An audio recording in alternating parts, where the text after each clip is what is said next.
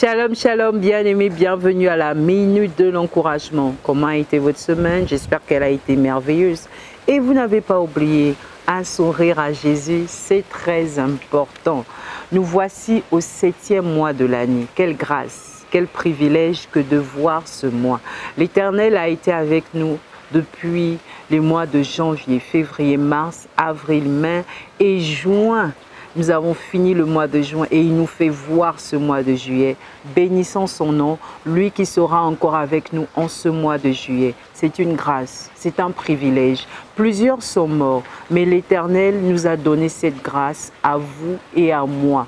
Nous le bénissons et nous lui rendons toute la gloire. En 2 Rois chapitre 20, les versets 1 à 6, Ésaïe a dit à Ézéchias ce que Dieu avait dit le concernant. Tu vas mourir et tu ne vivras plus. La Bible précise, tu vas mourir. Elle ne s'est pas arrêtée là. Et tu ne vivras plus. C'est Dieu qui l'a dit. Il a dit à Ézéchias il a dit autant pour moi à Ésaïe d'aller le dire à Ézéchias que tu vas mourir et tu ne vivras plus. Quelle précision! Mais bien aimé, lorsqu'on meurt, on ne vit plus. Mais la Bible précise cela. La Bible a mis une emphase là-dessus. Que tu ne vivras plus, tu mourras et tu ne vivras plus. Mais qu'est-ce qu'Ézéchias a fait? Ézéchias ne s'est pas lamenté sur son sort. Ézéchias n'a pas pleuré, mais il a tourné son visage contre le mur. Il a regardé à Dieu, il a crié à Dieu, il a plaidé sa cause devant l'Éternel. Il a plaidé à Dieu afin que l'Éternel puisse changer ce qu'il avait dit le concernant. Et Dieu l'a exaucé.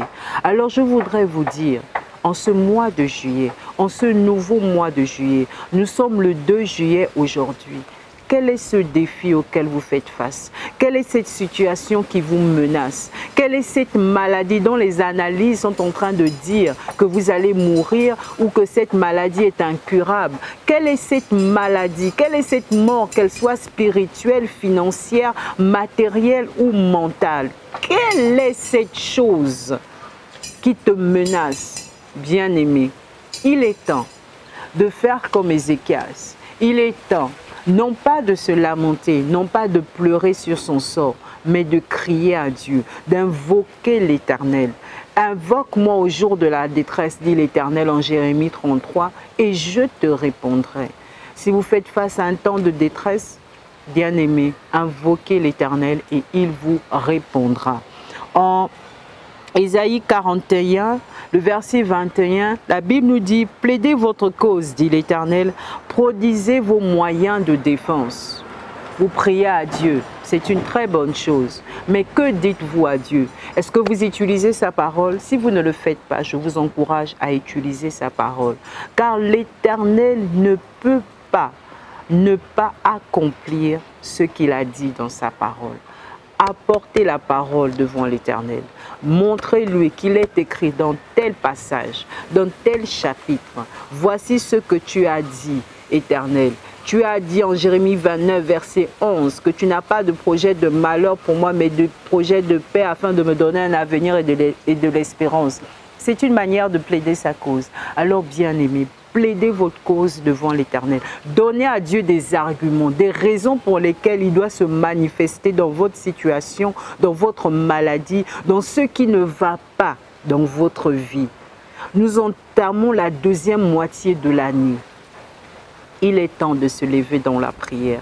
Il est temps de corriger les erreurs de nos vies. Il est temps que cela change. Alors, bien-aimés, ne croisons pas les bras.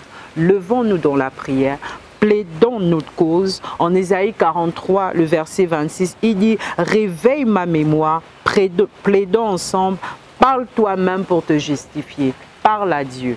Parlons à Dieu de nos situations et Dieu agira.